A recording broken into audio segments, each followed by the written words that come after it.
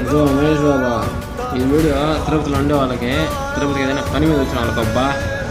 ఇదిగో మహేష్ బాబా, ఎండలు పగ మండిపోతున్నాయి అబ్బా, బయట మాత్రం తిరగబాక. సరే వీడియోలోకి పోదామా. తిరుపతిలో కొంచెం పని ఉండి వచ్చినాను అబ్బా.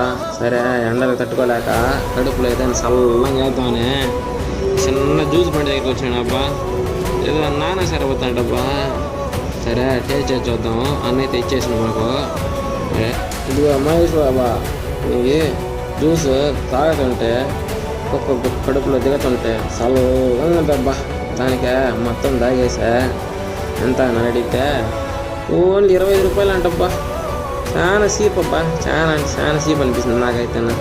సరే అన్నకే ఫోన్పే చేసా, బయలుదేరదాం అబ్బా. టైం అయిపోతా ఉంది, మనకు పని ఉంది. మళ్ళా అసలు విషయం చెప్పడం మర్చిపోయినబ్బా మహేష్ బాబా.